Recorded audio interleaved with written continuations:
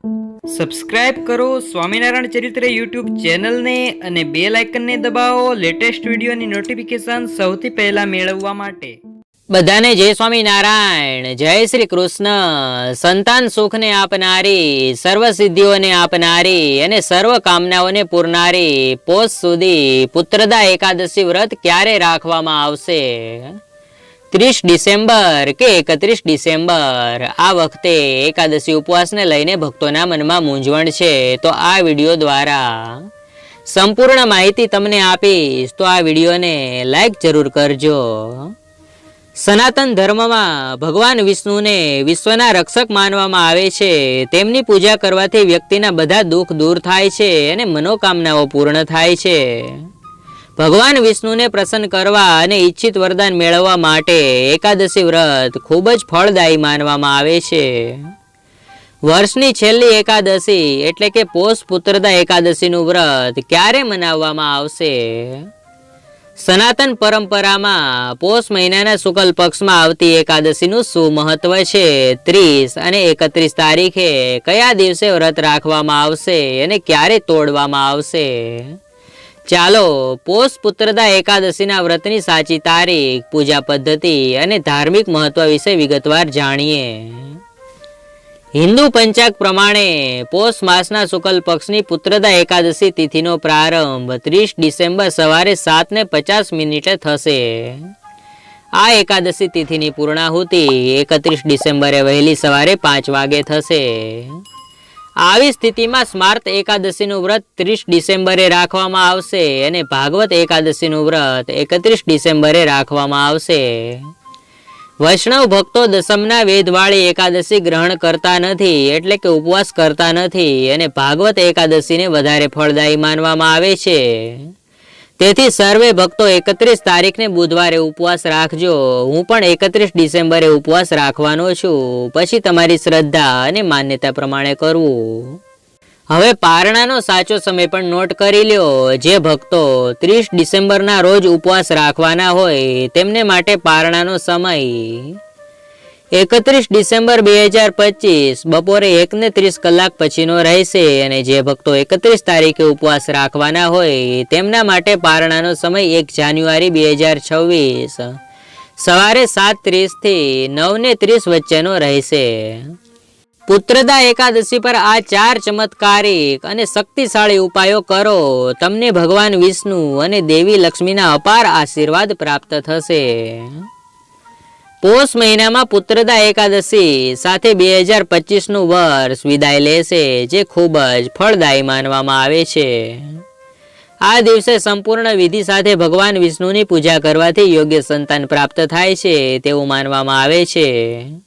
ભક્તો આ દિવસે ચોક્કસ વિધિ કરીને ભગવાન વિષ્ણુ પાસેથી વિશેષ આશીર્વાદ પણ મેળવી શકે છે. તુલસીની માળાથી મંત્રનો જાપ કરો. જે વ્યક્તિ સંતાન પ્રાપ્તિની ઈચ્છા રાખે છે તેણે તુલસીની માળા લઈને ઓમ દેવકી સુત ગોવિંદ વાસુદેવ જગતપતે દેહી મે તન્યમ કૃષ્ણ ત્વામહમ શરણમ ગત, આ મંત્રનો ભક્તિભાવથી જાપ કરવો જોઈએ. ભગવાન વિષ્ણુને તુલસી ખૂબ જ પ્રિય હોવાથી આ મંત્રનો પ્રભાવ વધે છે અને સંતાન સુખ માટે અત્યંત શક્તિશાળી માનવામાં આવે છે. દાન પુણ્ય કરો. આ પવિત્ર દિવસે અન્ન કે વસ્ત્રનું દાન કરવાથી ભક્તને ક્યારેય નાશ ન થાય તેવા અક્ષય પુણ્યની પ્રાપ્તિ થાય છે. ભગવાન હરિની પૂજા અને એકાદશી પર દાન કરવાથી માત્ર સંતાન સુખ નહીં પણ બાળકને લાંબા આયુષ્યના આશીર્વાદ પણ મળે છે. વિષ્ણુ સહસ્ત્ર નામનો પાઠ. એકાદશી પૂજા દરમિયાન વિષ્ણુ સહસ્ત્ર નામનો પાઠ કરવો ખાસ કરીને ફળદાયી માનવામાં આવે છે. આ ઉપરાંત વિષ્ણુ ચાલીસા અને આરતી ગાવો. ભગવાનને પંચામૃત અર્પણ કરવાનું ભૂલશો નહીં. ઉપરાંત ઉપવાસ તોડતા પહેલા પંચામૃતનું પ્રસાદ તરીકે સેવન કરો. તુલસીના છોડ પાસે ઘીનો દીવો પ્રગટાવો. પોષ પુત્રદા એકાદશીના શુભ પ્રસંગે તુલસીના છોડ પાસે ઘીનો દીવો પ્રગટાવવો શુભ માનવામાં આવે છે. એવું માનવામાં આવે છે કે આમ કરવાથી ઘરમાં સુખ અને સમૃદ્ધિ આવે છે. આ દિવસે સ્નાન કર્યા પછી તુલસીની પૂજા કરો. આ દિવસે પીપળાના ઝાડ નીચે સરસવના તેલનો દીવો પ્રગટાવવો પણ ખૂબ શુભ માનવામાં આવે છે. એવું માનવામાં આવે છે કે આમ કરવાથી ઘરમાં શાંતિ અને ખુશીઓ આવે છે. સાથે જ ધન ધાન્યના ભંડાર ભરપૂર થાય છે. પુત્રદા એકાદશીનું વ્રત બાળકોમાં સુખ, સમૃદ્ધિ અને સૌભાગ્યમાં વધારો કરે છે.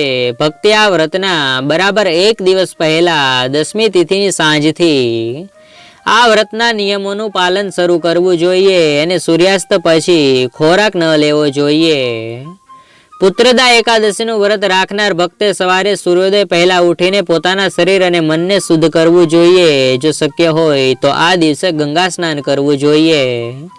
જો તમે ગંગા કિનારે નહીં જઈ શકો તો તમે ઘરે સ્નાનના પાણીમાં ગંગાજળ ભેળવીને પણ સ્નાન કરી શકો છો.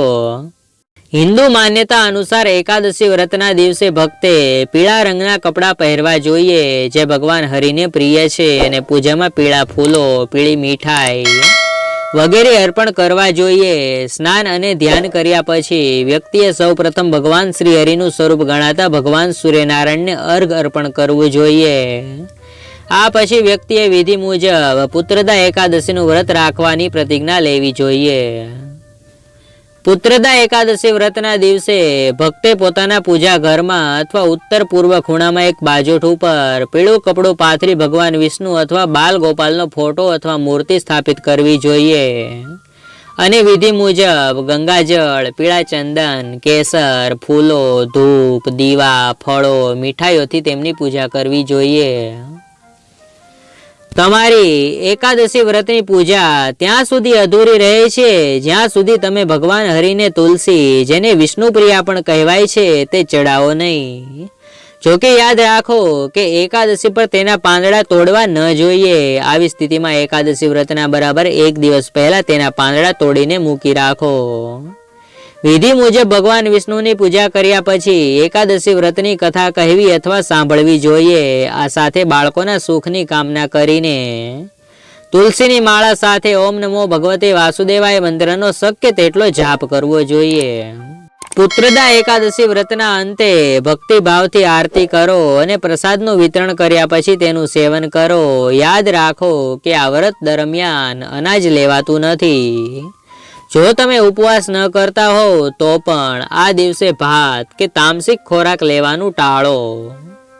પુત્રદા એકાદશીનું વ્રત નિયમ અને સંયમ સાથે કરો. બીજા દિવસે દ્વાદશી તિથિ પર શુભ સમયે સ્નાન અને ધ્યાન કર્યા પછી ભક્તિભાવથી ઉપવાસ તોડો. એ સાથે બધાને જય શ્રી કૃષ્ણ. પુત્રદા એકાદશી વિશેની સંપૂર્ણ માહિતી આપી. આ વિડીયો તમને પસંદ આવ્યો હોય તો લાઈક જરૂર કરજો, બીજા ભક્તોને શેર કરજો, અને તમે આ ચેનલ પર પહેલી વખત આવ્યા હોય તો આ ચેનલને સબસ્ક્રાઇબ કરી બેલ આઇકન જરૂર દબાવજો.